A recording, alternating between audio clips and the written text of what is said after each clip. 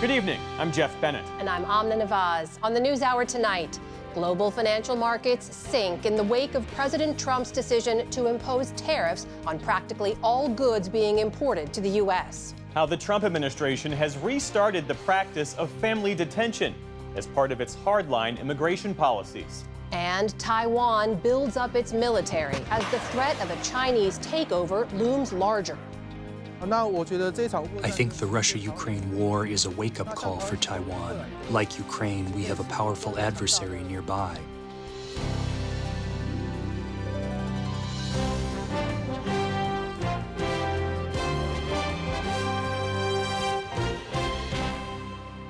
Major funding for the PBS NewsHour has been provided by friends of the NewsHour, including Robert Kaplan and Kathy and Paul Anderson.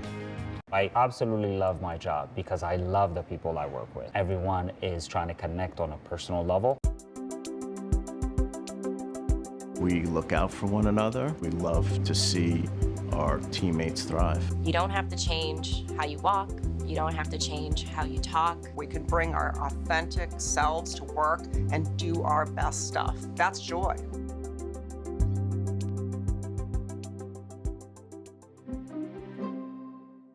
Certified financial planner professionals are proud to support PBS NewsHour. CFP professionals are committed to acting in their clients' best interest. More information at letsmakeaplan.org.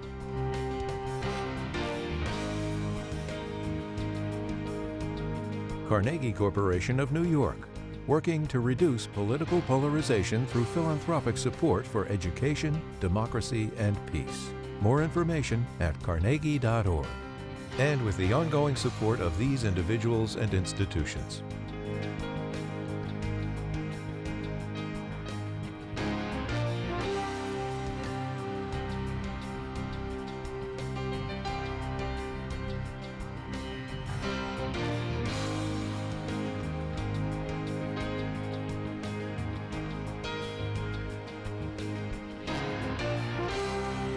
This program was made possible by the Corporation for Public Broadcasting and by contributions to your PBS station from viewers like you. Thank you.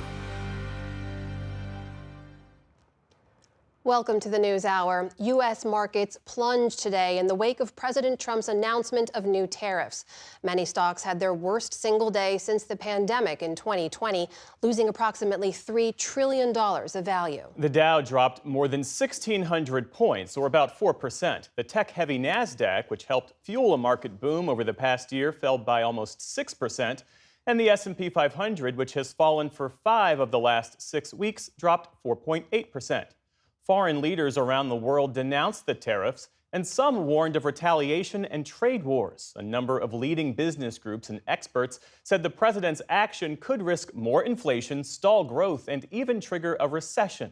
Our Lisa Desjardins begins our coverage with this report. On Wall Street, stocks plunged moments after the opening bell.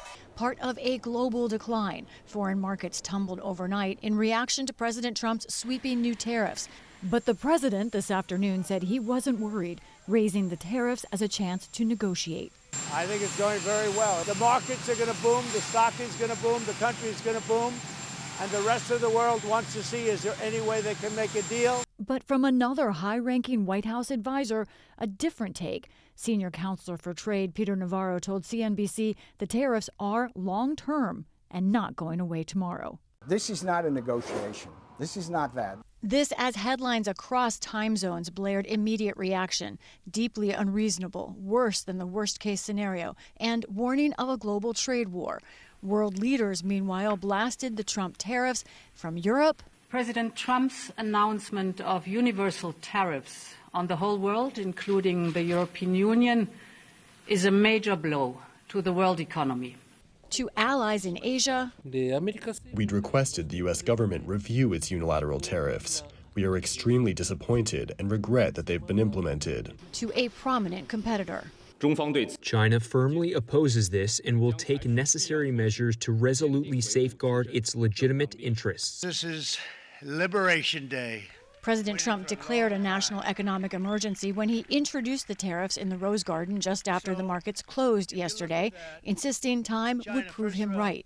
Every prediction our opponents made about trade for the last 30 years has been proven totally wrong. In my first term, they said tariffs would crash the economy. Instead, we built the greatest economy in the history of the world. The plan includes blanket tariffs of 10% on all countries that take effect Saturday, as well as what he called reciprocal tariffs, tariffs imposed in response to what Trump sees as a variety of unfair trade practices. Those would take effect next Wednesday. Some of the U.S.'s largest trading partners are on the list, including China, hit with a new 34% tariff, and the EU, hit with 20%. One of the highest tariffs listed was for Vietnam at 46%. Many retailers and brands have moved production to that country in recent years after U.S. efforts to discourage trade with China. Today, stock prices for some of those companies plunged. And some of the tariffs left economists scratching their heads. Example, those imposed on the Antarctic Heard and McDonnell Islands, which are uninhabited. Notably left off the list, two of the U.S.'s largest trading partners, Canada and Mexico. The White House says they're exempt from this round for now, but are still subject to other previous Trump tariffs. On Capitol Hill, some Republicans defended the moves. I want more jobs in our state. I want higher wages for our workers. I want industry that's there to be protected. I want a better deal for my farmers. So if we can get that out of these tariffs, that's great. I don't care what the banks fuss about. While Democrats universally blasted them. It's a disaster. There's no economic intellectual foundation. This is a weird digression by Trump. That's number one. Number two, it's going to do nothing but harm to the economy. This has left many businesses, big and small, to try to figure out the math. The new tariffs that were imposed, I don't see how they just can't sink the entire industry. Like this Long Island watchmaker with an online business who concluded it's not good for him, running the numbers on YouTube. Japan is being hit with an additional 24% of total value tariff. So on $28,200, I will be hit with a tariff of $6,768. Companies, countries, and politicians are now quickly making their own calculations. For the PBS NewsHour, I'm Lisa Desjardins. For some perspective on the tariffs, the reaction, and their potential impact, let's turn now to longtime financial journalist and CNBC contributor Ron Insana. Ron, it's great to have you here. So I want to start with your assessment of the market reaction. The Dow saw its biggest wipeout since 2020. What does that say about the capacity of businesses and investors to absorb this uncertainty? Well, it was so outside the bounds of what was expected. Most yesterday, before the tariffs were announced, expected a worst-case scenario, a 20% across-the-board tariff, which would still be the worst-case scenario. This was worse than the worst-case scenario, with tariffs, again, against China, for instance, reaching as high as 54% and baseline tariffs at 10%. All of this really shook confidence that the economy could avoid both higher inflation and a recession down the road if these tariffs were to be persistent, and to complicate things, if other countries retaliated, it would even deepen what could be a global recession. So that the market responded swiftly, and it did so in no uncertain terms, sending a warning to the Trump administration that this idea, as it is currently constructed, is certainly not good for the economy nor for business. Vice President Vance on Fox this morning acknowledged that this is a big change, but he said a big change is what is called for after decades of a U.S. approach that resulted in shuttered factories and manufacturing losses. President Trump says he wants to reshore American jobs. That's a worthy goal. But are sweeping tariffs the way to achieve that goal? Well, many economists doubt it because for a couple of different reasons. Number one, no one knows how long the tariffs will be in effect. And if President Trump does not run for a third term, as he has at least joked or hinted in recent days, the next president could unwind those tariffs, and businesses could end up making very expensive investments in the United States only to have the tariffs unwound, leaving them with higher cost production in the United States than might otherwise have been. And so with these tariffs and the confusion around their implementation, it's very hard for businesses, either domestic or foreign, to make decisions that they can live with for the next several years. So it adds to the confusion. Domestic manufacturing, clearly costs more than the manufacturing of certain products overseas. And some countries quite simply will do things better or cheaper than we can here, given technological changes and other changes to the global economy that have taken place over the years. And just another thing to add is that this was not all a function of trade policy, the so-called hollowing out of the middle class. There were major management mistakes made in the 70s and 80s and other factors that caused the manufacturing sector in the United States in particular to lose share to foreign rivals. And so it's not so simple as just slapping on tariffs and having companies move their production to the United States again. What does the Trump administration's approach mean for the global economic system that the U.S. has shaped and steered for nearly a century now? Well, I mean, it is a major reversion to a period which President Trump seems to be fixated on, which is the period from 1870 to 1913, when we had no income tax, relied solely on tariffs and other sorts of taxes for government revenues.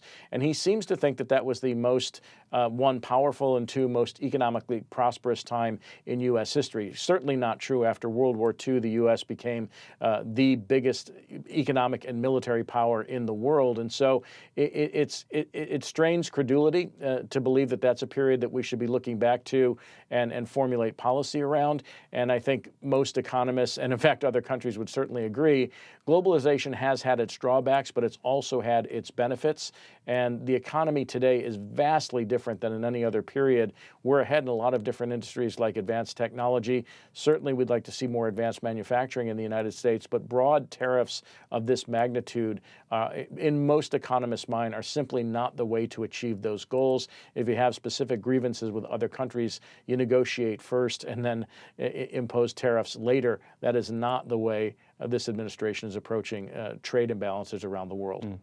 You pointed out on social media that looking at these tariffs as economic policy alone misses an important aspect, and that is of political control, that these sweeping tariffs set up the president to be the decider of winners and losers instead of economic competition. Tell me more about that, the degree to which this sets up a pay-to-play dynamic that distorts the free market.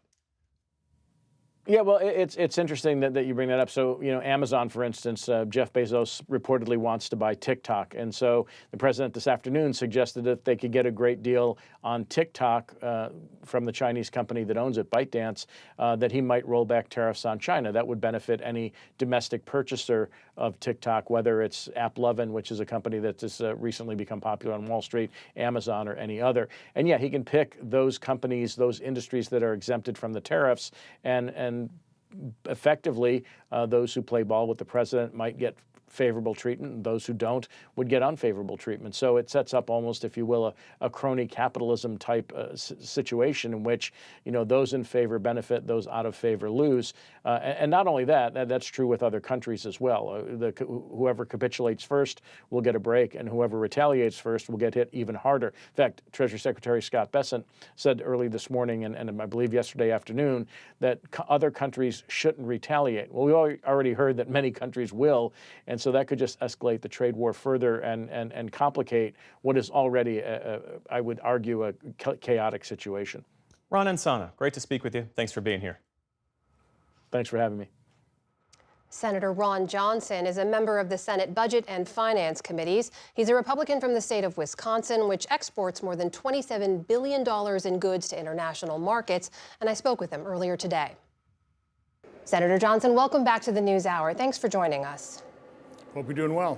So as you've probably seen right now, we're speaking as the markets have closed. They all closed between 4% and 5% down. I know you've called tariffs a double-edged sword before, and you said this morning you have some concerns about these latest tariffs. Are you more or less concerned seeing what you've seen over this last day now when it comes to these tariffs? Well, obviously a 5% decrease in the markets would heighten my concern. I would assume that got the president and his advisors' attention as well.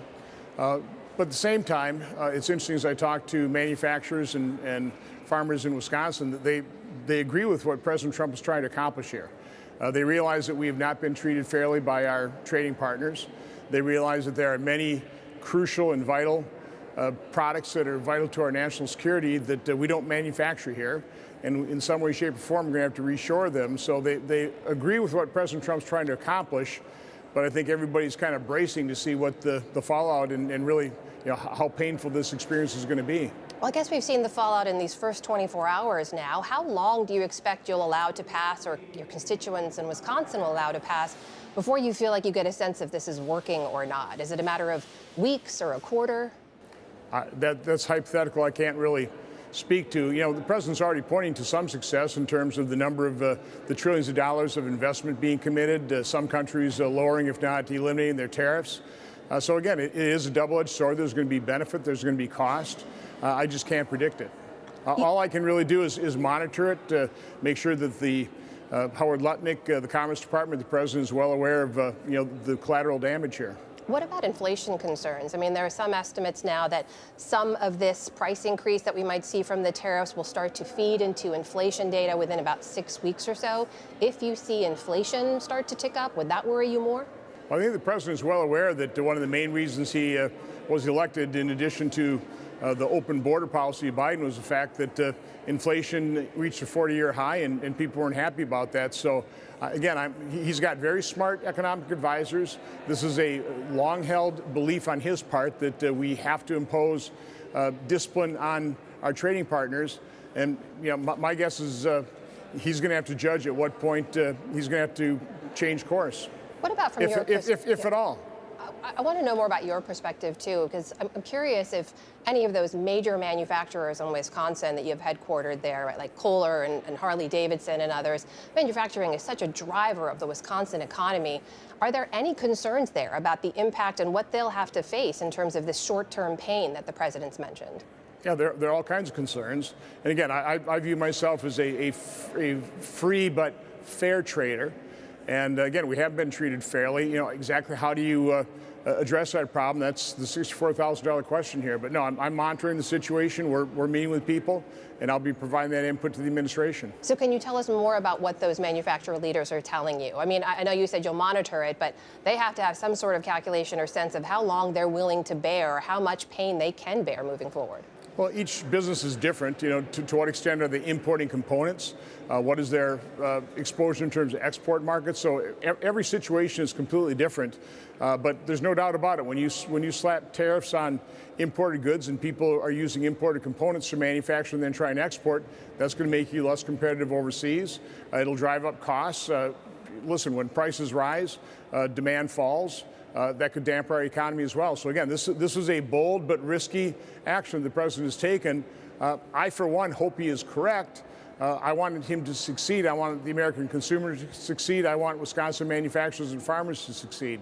What about the other tariffs? We know Canada and Mexico didn't face any additional tariffs in yesterday's announcement. There were existing tariffs on Canada and Mexico, and Canada's been your state's top trading partner. Wisconsin exports some $8 billion in goods. You import over $6 billion, and we saw the Canadian Prime Minister vow to retaliate to those U.S. tariffs. What kind of impact could that have on Wisconsin? The same impact that just putting the tariffs on to begin with was. So any kind of retaliation will increase the pain level. There's no doubt about that. And when you say the pain level, who's going to feel that? I mean, what industries and sectors are you most worried about in your home state? Well, again, manufacturers that export, manufacturers that import products that aren't, for example, made in America anymore. It's going to take a long time to onshore some of those products. So, we'll certainly be talking to the president as this thing continues to drag out in terms of exemptions to make sure that businesses can survive. And if there aren't exemptions, I mean, in these conversations, if you can give us some insight for the companies that are going to have to bear some short-term pain, would you suggest that the government come up with some kind of subsidies or something to help mitigate some of that in the short term? Subsidies are very difficult to design to really allocate fairly. I know President Trump, there will be revenue brought in. He certainly allocated that amongst farmers in the first round of increasing tariffs in his first administration. So my guess is that might be one of the solutions they might have for some of the dislocations and some of the pain. So just to be clear about this, your message right now to the leaders of manufacturing and dairy and others in your state is there's going to be pain and you're going to have to navigate it on your own? No, my message is to make sure that I'm aware of it so I can pass that along to the administration so they can make good decisions. And what have your conversations with President Trump been like about this? Well, I've been primarily focusing on getting his commitment to commit to a pre-pandemic level spending, which is a whole other issue. But from my standpoint, that is the most significant one. We went from $4.4 trillion in 2019 to 7.3. Can't justify that level of spending, can't sustain that level of spending. So that's been my primary concentration, what time I've had with the president. Have you not spoken with him about your... I apologize. No, he just unveiled these things last night. I have not spoken to him since. We will be in touch with the Commerce Department and him as this thing progresses. And what's going to be your message to them in terms of your constituents? I'll tell them the reality. I'll give them the facts. You did say this morning that Congress has already granted a lot of its congressional authority to the president. We see him using that now on trade. We just saw this afternoon also Senators Grassley and Cantwell introduce a bipartisan bill that would require the president to notify lawmakers of any new tariffs within 48 hours. I just wanted to get your reaction to that bill. Do you support it? Well, again, in general, what I was saying is that prior Congresses have willingly given up an awful lot of their constitutional authority to the executive branch. You know, we haven't done anything specifically for President Trump. He's just come into office with all that authority. Whether we can claw that back, whether we should claw that back, that's open for discussion. Specific to how it would work in this bill, though, is that something you would support? I've got to take a look at the bill. That is Wisconsin Republican Senator Ron Johnson joining us tonight. Senator Johnson, thank you for your time. We appreciate it. Have a good evening.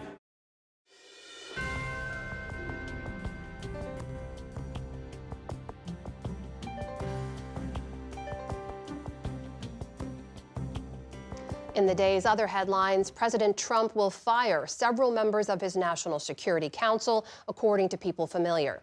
The firings involve at least 3 unnamed senior NSC officials and several other lower-ranking aides. National Security Advisor Mike Waltz is not among them. The dismissals come after Trump met in the Oval Office yesterday with conservative activist and conspiracy theorist Laura Loomer. She reportedly brought a list of staff she deemed insufficiently loyal to the Trump agenda and urged the president to remove them. The president on Air Force One today denied Loomer had anything to do with the ousters. She is a very strong person, and I saw her yesterday for a little while. She makes recommendations of things and people, and sometimes I listen to those recommendations like I do with everybody. I listen to everybody, and then I make a decision. Also tonight, the Pentagon's acting inspector general says he will review Defense Secretary Pete Hegseth's use of the Signal messaging app. He'll look to determine whether Hegseth and other defense officials complied with DoD policies and procedures when they used the app to discuss attack plans against Houthi militants in Yemen. The Senate has confirmed Dr. Mehmet Oz to lead the Centers for Medicare and Medicaid Services after a vote along party lines. The agency he's stepping into provides health insurance to more than half of all Americans through Medicare, Medicaid, and the Obamacare exchanges. He'll oversee annual spending of more than $2.5 trillion.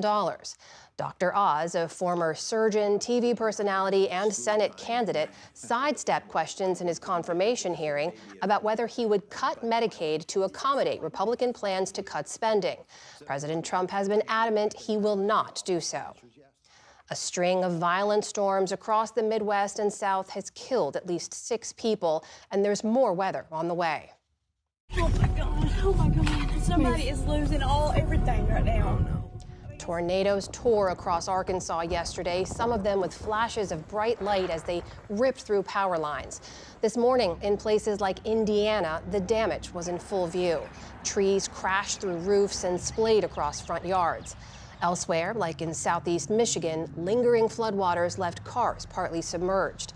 The National Weather Service says more than 40 million Americans from Texas to Ohio could see catastrophic, potentially historic flash floods through the weekend. Some areas could see well over a foot of rain. Turning overseas now, the death toll in Myanmar from last week's deadly earthquake has climbed to more than 3,100 today, according to the military-run government.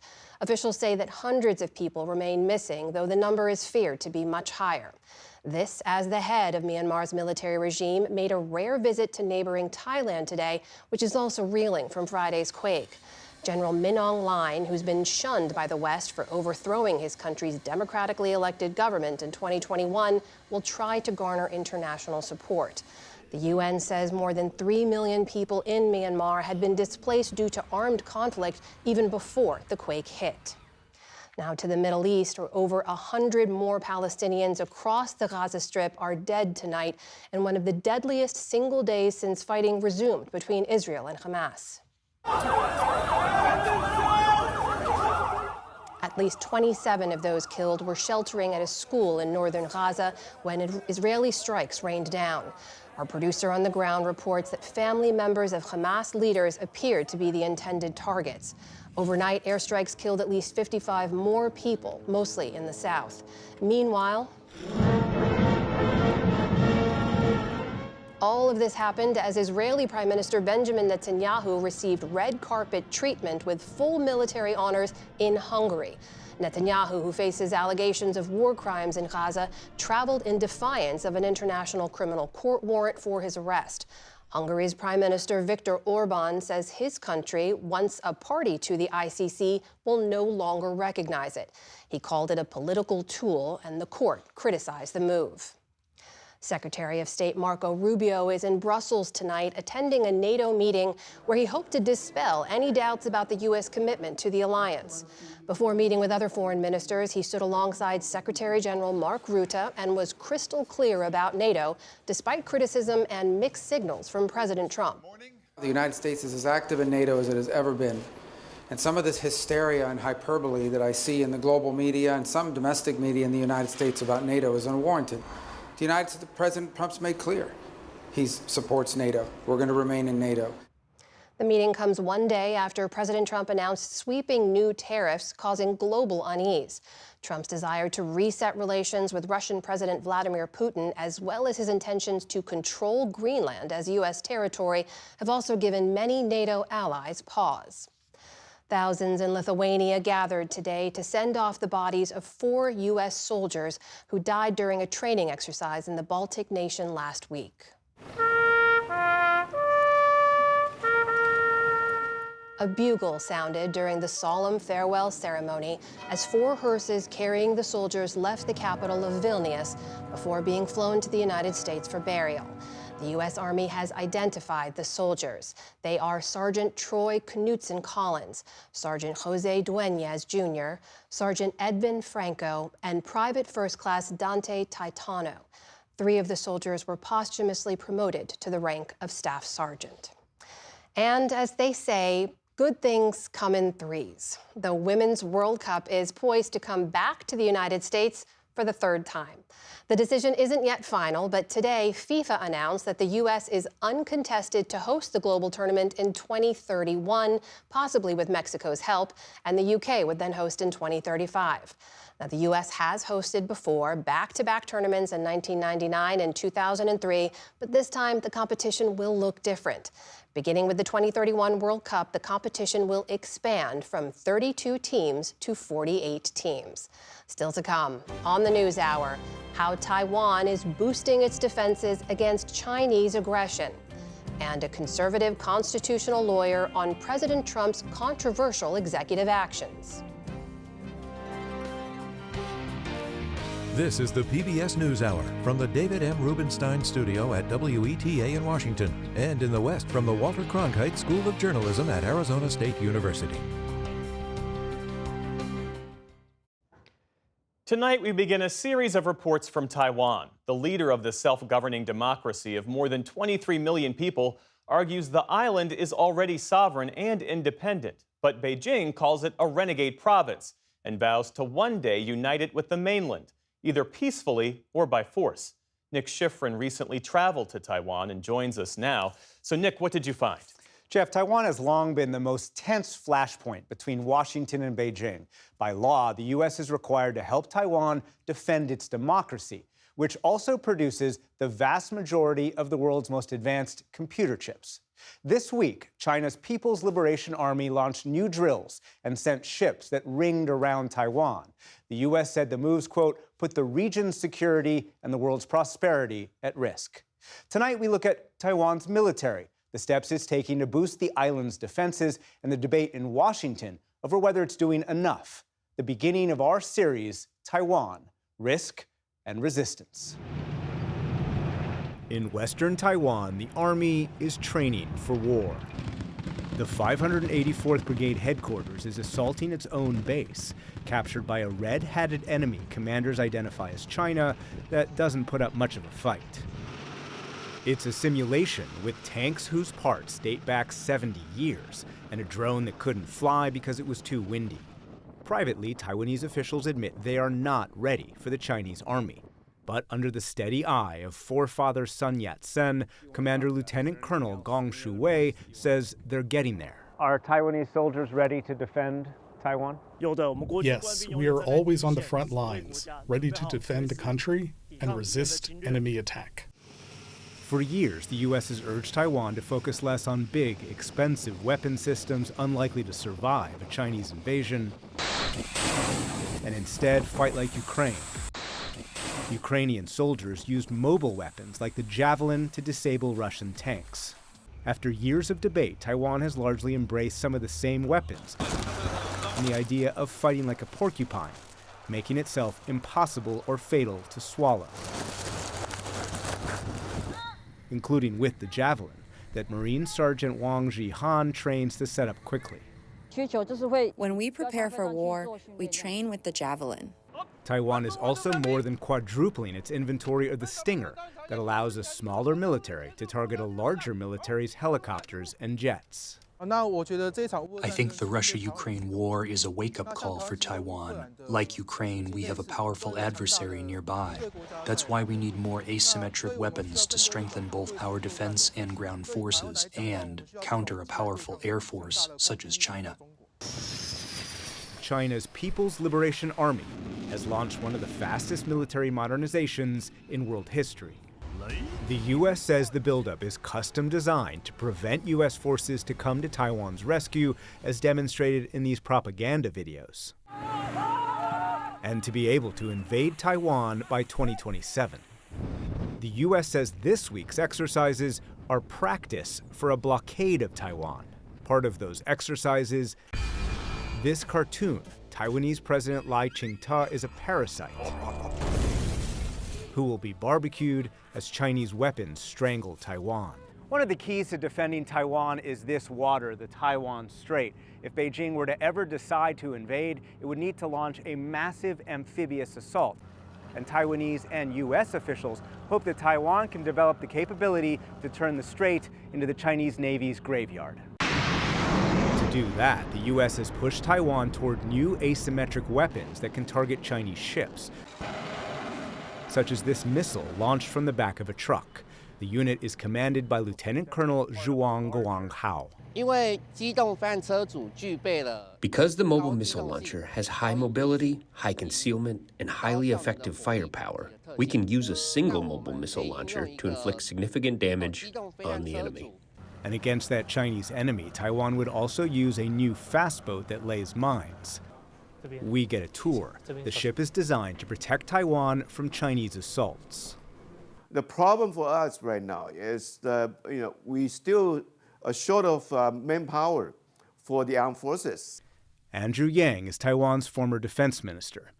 He and other analysts worry that Taiwan's government hasn't spent enough on defense, and the army doesn't have enough well-trained troops. The retention rate is still very low. So we have to find ways to keep the well-trained officers, NCOs, and men in the armed forces. We have to improve our defense capability for the wartime. That requires lots of weapons, many of them American, one of the most expensive, F-16s. The first Trump administration approved an $8 billion sale of F-16s to Taiwan. Once they actually arrive, Taiwan would have 200 F-16s, the largest number of F-16s in Asia. But the deliveries of F-16s and many American weapons are often delayed. Pilot Lieutenant Colonel Liu Yongcheng says Taiwan needs them quickly. He's been a pilot for 12 years and has never been busier. Chinese planes have flown closer to Taiwan more often than ever before. What do you think the F-16s can do against Chinese jets that are more modern and they have a larger fleet? Taiwan has upgraded the F-16's capabilities and acquired new equipment. But I believe training the operators is just as important as having advanced equipment. We are always prepared to take off at any time. To be more prepared and deter a Chinese invasion, last summer, before his second election, President Trump demanded Taiwan spend 10% of its GDP on defense. I follow President Trump's lead, and he is confident that President Xi will not make that move during his presidency. That confidence is reflected in the Trump administration's new interim national defense strategy, which has unprecedented language about Taiwan. Quote, denial of a Chinese fait accompli seizure of Taiwan, while simultaneously defending the U.S. homeland, is the department's sole pacing scenario. To achieve that, it allows for greater risk in other theaters, including Europe, and it calls for pressure on Taiwan to increase defense spending, two defense officials tell PBS NewsHour. When we talk about the defend our country, we mean defend our home, our family, our loved one, and our democracy. Major General Sun Li-fang is Taiwan's top military spokesperson. He says China's goal is to present overwhelming force to undermine Taiwan's will to resist, and use other efforts like this deepfake to undermine Taiwan's democracy. Win without fight actually is the most important principle, according to the Sun Tzu Art of War, to try to influence the perception of people in Taiwan. They're trying to reduce people's willingness to fight. You're right. And what are the main lessons that Taiwan is taking from Ukraine? Here he switches to Mandarin.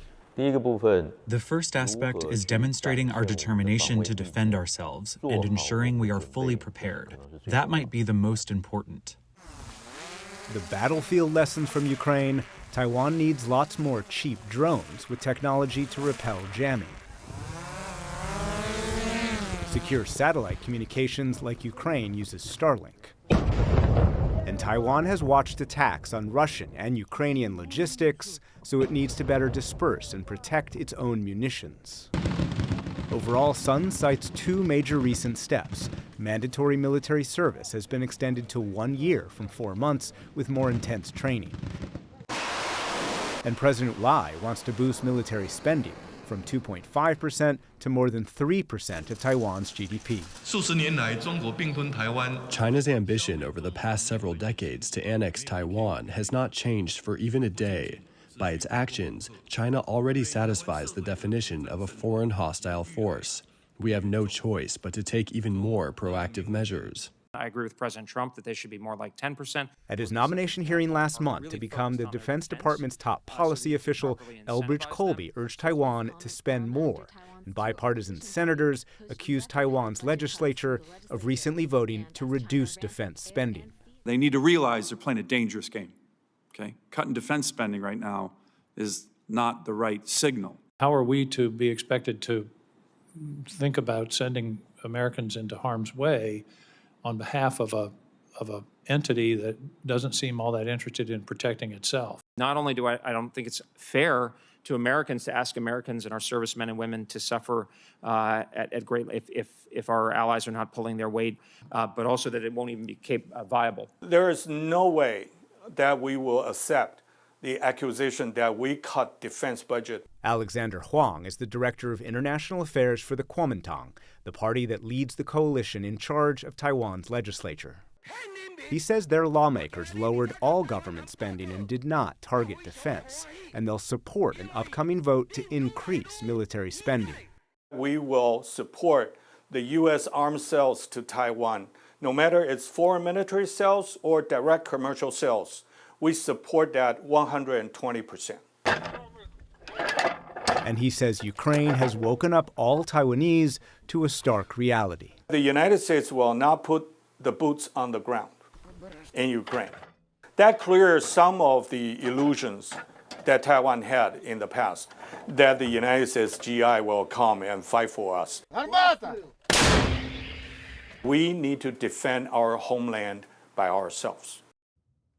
In our next story, we'll look at Taiwan's efforts to try and make its society and its people, not just its military, more willing to talk about the threat of war and more prepared to face an invasion.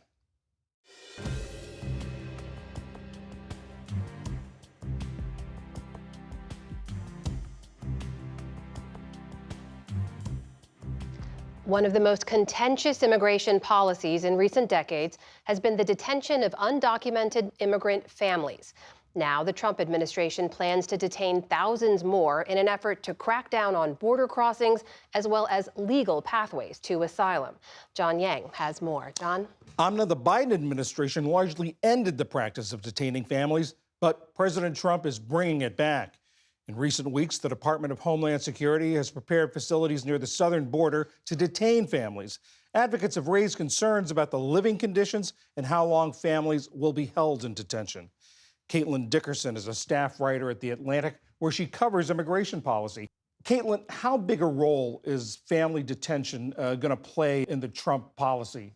I think this expansion of family detention is pretty significant, but certainly it's one of myriad tools that the administration is using to kind of attack, if you will, this issue of immigration from every direction. So, detaining families for a prolonged period of time is something that Trump's border czar, Tom Homan, has indicated he thinks is important to try to end this practice that he calls catch and release, where immigrants and immigrant families are allowed to roam freely as their cases are processed.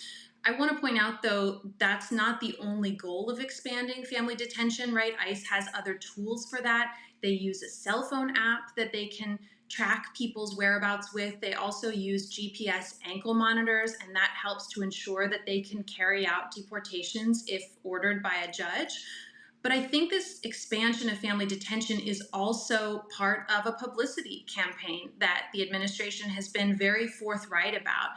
You've had Homeland Security Secretary Kristi Noem and Homan himself talk about trying to convince immigrant families in the United States to self-deport, to leave on their own. So you're seeing them use memes on the internet that sort of poke fun at the harsh measures they're taking to crack down on immigration enforcement.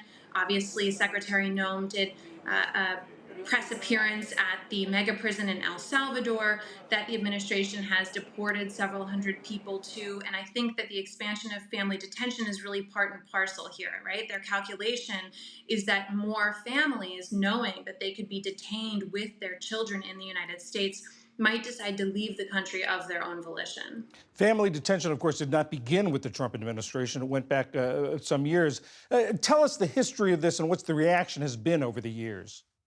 It's been contentious from the beginning. Family detention actually started under the George W. Bush administration as an effort to support families who'd recently arrived in the United States and offer them temporary housing, but that didn't last long.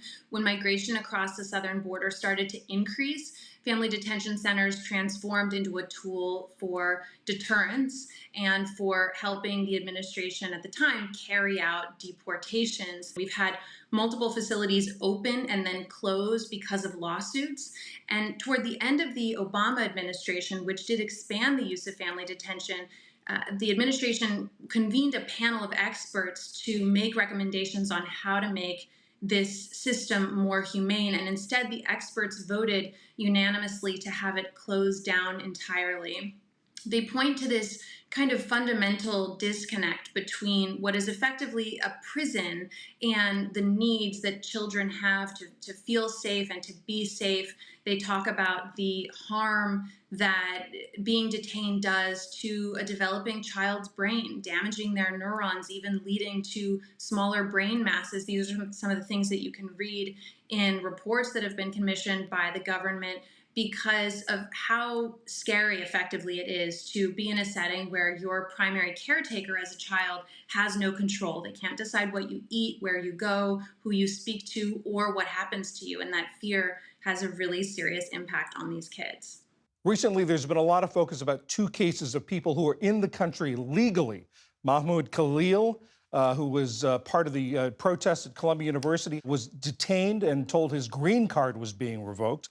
And then Kilmar Abrego Garcia, the administration acknowledges they mistakenly deported him to El Salvador despite having the protection of an immigration judge. What do these cases tell us about the administration's strategy? When you have ICE agents across the country under immense pressure to deport as many people as quickly as possible, I think you may start to see cases like administrative errors that lead to these deportations. You know, Mr. Obrego's, the Trump administration is now saying is irreversible. And when you look at the case of Mahmoud Khalil, I think more of the publicity campaign I spoke about earlier, I think it's relevant and significant that the administration first took away the visa of the most prominent protester as part of this protest movement at Columbia University that the Trump administration opposes, knowing very well that he was someone who was likely to garner a lot of media attention. The hope is for all of this to have a chilling effect. And in fact, that is happening.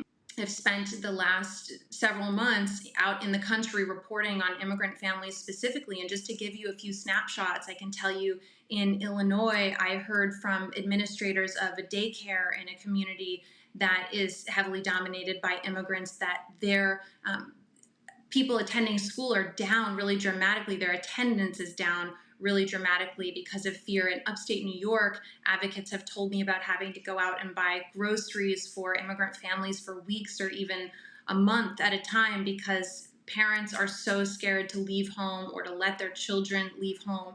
And in Georgia, I met with families and lawyers representing families who were indeed deciding to leave the country on their own to avoid some of these consequences. So I think it's almost as if a COVID type lockdown is happening in different parts of the country where you have lots of immigrant families scared to leave home, holed up, looking at their phones and social media at all times for reports of ICE arrests and really feeling a fear that's so intense they don't want to even fulfill the basic needs that they have.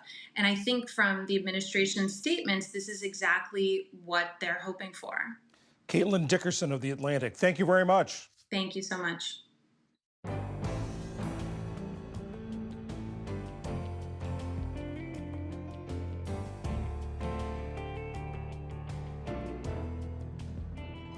We now turn to our series on democracy, where we hear a range of perspectives on how government should function, what's led to this moment in American history, and where the country goes next.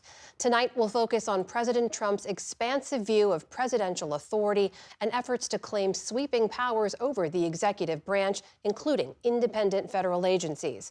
I recently sat down with Joel Alicea, professor of law and director of the Center for the Constitution and the Catholic Intellectual Tradition at the Catholic University, for his take on this moment. Professor Alicea, thank you so much for being here. Thank you for having me. So in the first 2.5 months of this Trump presidency, the president has signed more than 100 executive orders, right? More than any president in modern history, in American history at this point in their presidency. Those executive orders have abolished federal agencies. They've tried to freeze billions in aid. They've fired masses of federal workers. As you know, some legal experts say they're alarmed that this is testing the bounds of presidential powers. How do you look at this? I think that President Trump has aggressively used executive power, but I don't think that's actually unusual in our history. So if you think about Franklin Roosevelt, for example, a very aggressive use of executive power and of federal power in general, and he's now considered one of our greatest presidents. So I think that we have to keep in historical context that the executive has enormous power under the Constitution, and then to the extent that the president uses that power to try to achieve policy outcomes, that doesn't make him very different from a lot of his predecessors. I do think that one thing that is notable about President Trump is his attempt to use executive power to reshape the federal government in a way that we really haven't seen in peacetime probably since FDR. I think that's probably fair to say. You referenced Roosevelt, of course, and the New Deal. That was in response to the Great Depression here. So it's fair to say it is rare use of that kind of power. Why do you think other presidents haven't used their executive power in that way before? Well, I think President Trump is responding to a number of domestic issues that have finally led to a president who wants to push back aggressively against the administrative state, the large bureaucracy. And I agree with you that you're saying that that hasn't been done in this way in a very long time. That's true. but that doesn't necessarily mean that it is beyond his power to do so. Well, certainly the legality of many of those executive orders and actions is being challenged, Yes. right? There are cases you've seen as well in which they allege that President Trump illegally fired some officials, specifically from independent agencies, right? Like the FTC and the National Labor Relations Board. The law, as my understanding of it is that people in those agencies, officials there, can only be fired for due cause, like neglect of duty or malfeasance. The argument here is they were not fired according to the law. So in this case, did the president break the law? For much of our history, it was widely acknowledged that the president had plenary authority to remove anyone exercising executive power underneath him as a way of ensuring political accountability for those officials, since the president is the head of the executive branch who was elected by the American people. That began to change in the 1930s. And so for the last several decades, there have been restrictions on the president's removal power that the Supreme Court has recognized. But in recent years, the Supreme Court has started moving back towards the historical baseline of plenary removal power by the president. So insofar as President Trump has exercised his constitutional power to remove these subordinate executive officials in a way that the statutes don't contemplate, well, I think his argument is that those statutes are just unconstitutional. They're restrictions on his constitutional plenary removal power, and there's significant Supreme Court case law, especially recently, that would support that interpretation of his power.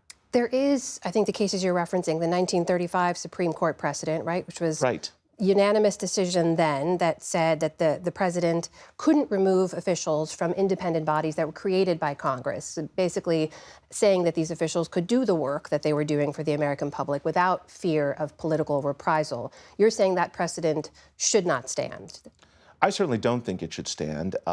And I would just point out that while Humphrey's executor, which is the case you were mentioning, from 1935 may have been unanimous, it was also contrary to a precedent that had been decided only a few years earlier by the Supreme Court, and which it had to distinguish in a really unpersuasive way, frankly. A lot of this comes down to how you characterize the president's removal power. I think that the way I would characterize the president's power of removal, and I assume the way President Trump would, is political accountability. Like, that's really what this is about. Can I put it in layman's terms? So the president has the power to fire anyone for any reason or without a reason. I believe that he has the power to fire anyone who wields executive power for any reason or for no reason as an exercise of the power that's vested in him by Article 2 of the Constitution. That's right. We've also seen the president go personally after some of the judges who rule against him in some cases. He's called one judge in particular a radical left lunatic. Do you have concerns about that kind of language? Do you feel like it undermines the judicial system in any way? I haven't seen that particular quote from the president. I will say You've surely seen reports that this has happened. Well, I will say that I think that it is not at all unusual historically for presidents to disagree strongly with decisions from the judicial branch and to call those decisions into question, and even to call into question particular judges as part of that. That's not, I think, at all unusual historically. To call a federal judge a radical left lunatic, you think is consistent with what we've seen in the past? I think that it would be useful to go back and look at some of the presidential rhetoric throughout American history going after the courts, and I think you'd see that a lot of times those attacks are pretty strong. And there were efforts, in fact, right after the 1800 election to go after federal judges in very aggressive ways. I should make clear, I'm not speaking to any particular statements that the president has made or hasn't made. I'm simply saying historically we should have some perspective on these inter-branch conflicts, that they're quite common. So a lot of these questions circle around this idea of just how much power the president has, right? What the interpretation of Article 2 here is. How do you define executive overreach? What would that mean to you? That there are limits on the president's powers, right? His duty is to take care that the law be faithfully executed. It is Congress that sets national policy and makes the laws as a general matter, and the president's the one who's supposed to enforce those laws and execute them. So there are certainly limits to the president's broad authority. And for those who worry that this is executive power grab, that it brings him closer to a king than a president, you would say? The whole point of our system, by separating powers among the three branches is to ensure that no one branch becomes too powerful or claims authority that it's not supposed to have. A lot of the president's actions are being reviewed by the courts, and some members of Congress have pushed back against the president's spending clause decisions. And so Congress has authority to push back against the president to the extent that it disagrees with him. That kind of friction, which often is messy and often contentious and controversial, that is actually how our system is designed to work, is to place these branches in competition with each other in a sense, to ensure that no one branch becomes too powerful. So I look at the kinds of friction that we're seeing among the branches and say, well, that's actually the way this should work. Professor Joel Alicea, Catholic University, thank you so much for being here. Really enjoyed the conversation. Thank you.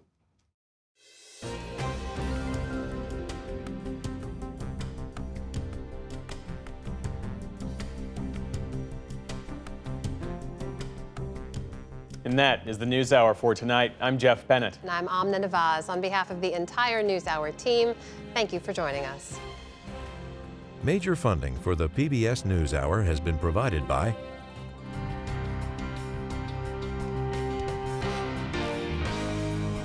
the ongoing support of these individuals and institutions, and friends of the NewsHour, including Leonard and Norma Chlorfine, and the Judy and Peter Bloom Kovler Foundation. The Ford Foundation, working with visionaries on the front lines of social change worldwide. And with the ongoing support of these institutions.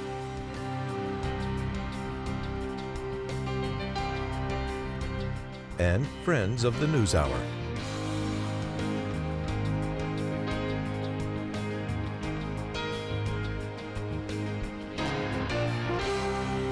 This program was made possible by the Corporation for Public Broadcasting and by contributions to your PBS station from viewers like you. Thank you.